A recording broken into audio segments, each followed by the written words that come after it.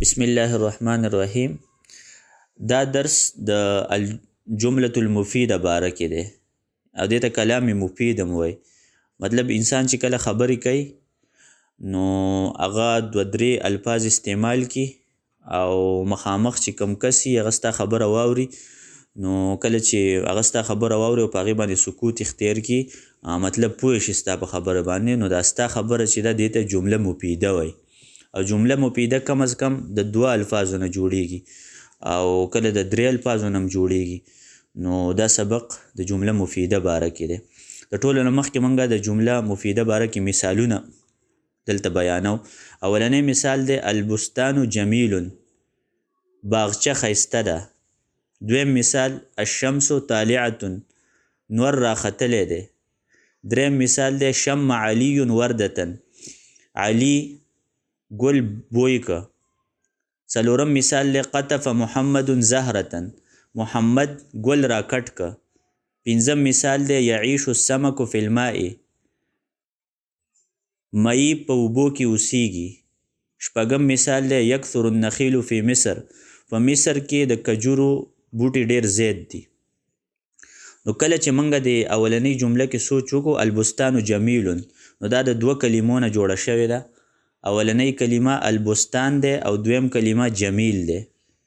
نو کله چې موږ د اولنۍ کلمه راوالو البستان او په دې باندې تلفظ وکړو، نو سامع ته او مخاطب ته څه فایده نه رسیږي. ته هسې البستان البستان کوه او ستا سامع او اوریدونکي ستا مخامخ چې کوم کس دی ته اوسه خبرې کوي هغې ته هېڅ فایده نه ورکوي. هغه به تا نه تپوس وکړي چې ته باغ کې د باغ څه مطلب، البستان البستان. نو صرف یوه کلمه چې دا جمله نشي ګرځېدلی، نو ځکه دا صرف د معنا مفرد افاده ورکوي.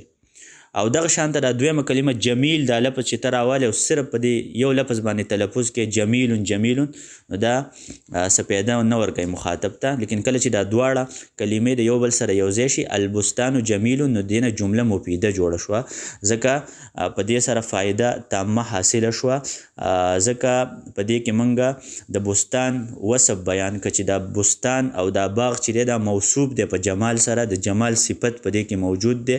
یعنی باغ باندې موږ حکم ولګو چې دا ښایسته دی. نو دغه شانته دا نور مثالونه هم دي.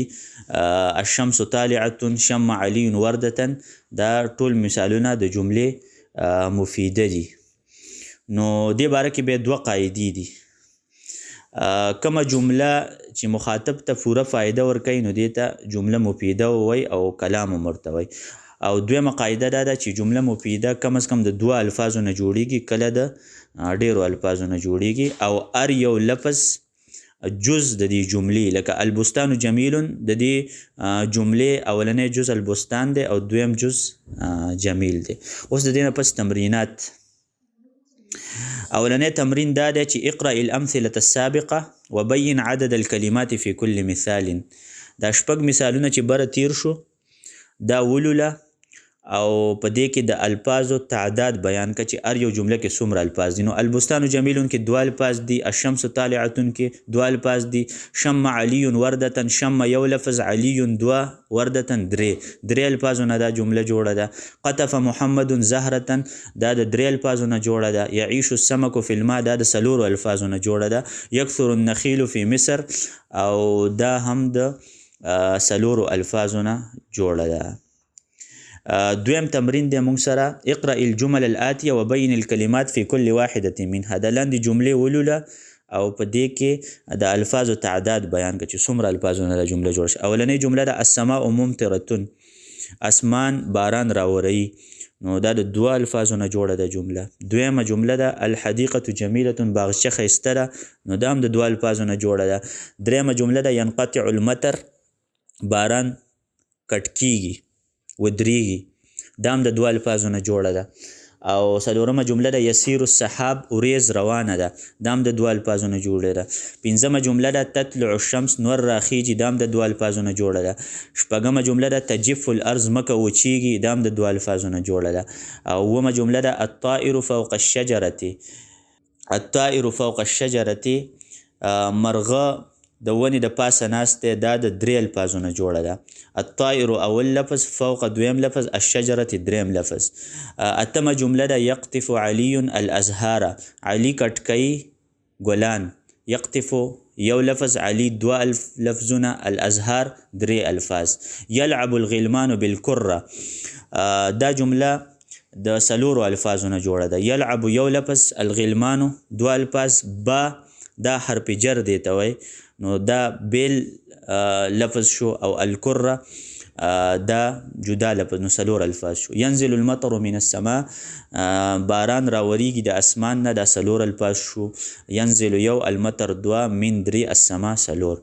تسیر السفن فی البحار، تسیر یو لفظ، السفن 2 فی 3 البحار، کشتی په سمندرونو کې روانې دي. او 12مه جمله ده یشتد البرد فوق الجبال، د غرونو د پاسه یخني ډیری، نو دا هم د 4 الفاظونه جوړه ده. 3م تمرین، میز الجمل المفیده فی التراکیب الآتیه، لاندې 8 جملې دي دا قرائت کا او دې کې ووایه چې کومه جمله مفیده ده او کومه جمله غیر مفیده ده. کله یو جمله د 2 الفاظونه جوړی خو هغه مخاطب ته فایده نه ورکوي، هغه په سکوت نه اختیاری، نو فایده چې نه ورکوي نو هغې ته بیا موږ جمله مفیده نشو ویلی.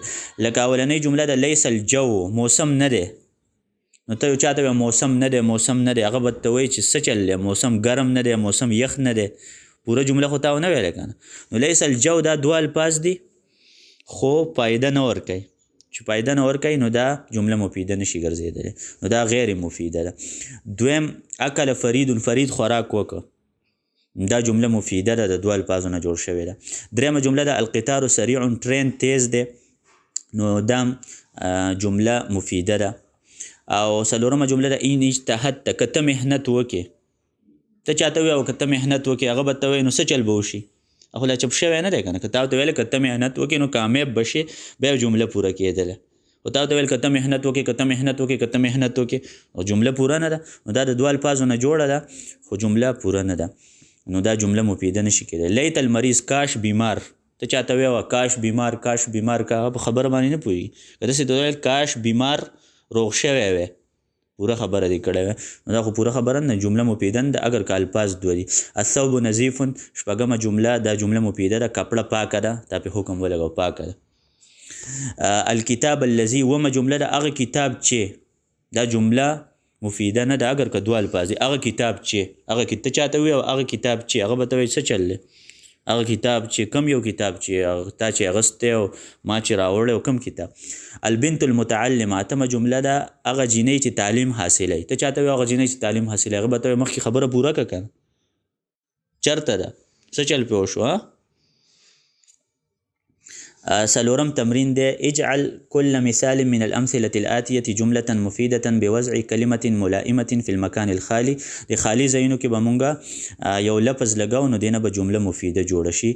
نو العصفور مونږ سره یو لفظ دی او بل القفص لفظ دی. العصفور چنچڼې ته وایي، القفص پنجرې ته وایي، نو دې کې به فی لفظ ولګاو، العصفور فی القفص، چنچڼه په پنجره کې ده، نو فیم ولګوله جمله ته جوړه شوه. الولد الفاکهته، ماشوم او فروټ، دې کې به یاکل ولګې نو مطلب به دا شي چې ماشوم فروټ خوري، نو یاکلو چې پکې ولګو جمله ته جوړه. الثور الارض، ثور غویي ته وایي، الارض ځمکې ته وایي، نو دې کې یحرس ولګوه چې غویي ځمکه یوه کوي. الولد المهذب، هغه تربیت یافته ماشوم چې دی، ممتازن، دې کې ممتاز ولګو نو جمله پوره شي، ډېر ښه دی. الحذاء الضيق، تنګې سپړې، نو دې کې ولګوه لیس جیدا، ښې نه دي، نو دا 2 الفاظ کې ولګو جمله جوړه شوه. القمر فی السماء، دې کې فی ولګوه نو دا به جوړ شي. 5م تمرین دا دی چې ضع كل كلمة من الكلمات الآتية في جملة مفيدة مركبة من كلمتين. دا لاندې 4 الفاظ دي، د هر یو لفظ نه جمله جوړول دي. دلته هر یو لفظ راواخله او یوه جمله ته جوړه کړه، بل لفظ ورسره ولګو نو جمله به جوړه شي که نه. الحدیقة سره به مونږ ولګو واسعة، الحدیقة واسعة، باغچه کولاو ده. الشجرة طویلة، ونه اوږده ده، طویلة ورسره ولګو. الازهار جمیلة، ګلان ښایسته دي. الشمس طالعة، نور راختلی. یو لفظ هم ورسره ولګو جمله ترې جوړه شوه. بل تمرین دی ضع کل کلمه لکلمات الات فی جمله مفیده مرکب من اکثر من کلمتین. دا لاندې هم څلور الفاظ دي، دې نه به جمله جوړو خو جمله به د 2 الفاظو نه ډېر 3 الفاظ یا 4 الفاظ. نو الماء یجری الماء فی البحر، یجری او فی البحر الفاظ هم 3 الفاظ هم دې سره نور ولګول، یو دا شو نو 4 شو. الفاکهه یاکل محمد الفاکهه 2 الفاظ هم سره ولګول دې سره. یلعب محمد فی الملعب، محمد لوبې کوي د لوبو په ځای کې. یرکب محمد الحصان. شپږم تمرین دا دی چې 3 جملې راوړه د 2 الفاظو نه به جوړ شوي، بیا 3 راوړه د 3 الفاظو نه به جوړ شوي، بیا 3 راوړه د 4 الفاظو نه به جوړ شوي. نو دا تقریبا 9 جملې شوي. اولنۍ 3 جملې به داسې راوړو چې 2 الفاظو نه جوړ شوي، لکه محمد نائم یو جمله، محمد وده دی، او محمد مستيقظ محمد یخ دی 2 جملې، او محمد شارب محمد وبسکی دا 3 جملې شوې. بیا 3 جملې نورې جوړ کړه 3 الفاظ پکې. محمد یاکل الفاکهه یو جمله، محمد فروټ خوري. محمد یشرب الماء محمد وبسکی 2 جملې، او محمد یقطع الازهار محمد ګلان را کټ کوي 3 جملې شوې. اوس 3 جملې نورې جوړ کړه چې 4 الفاظو نه جوړي. نو یجری الماء فی البحر اوبه په سمندر کې روانې دي. یلعب محمد فی الملعب محمد د لوبو په ځای کې لوبې کوي. بله جمله ینام محمد فی الغرفة، ینام یو لفظ، محمد 2 فی 3 الغرفة 4. نو دا 3 جملې شوې.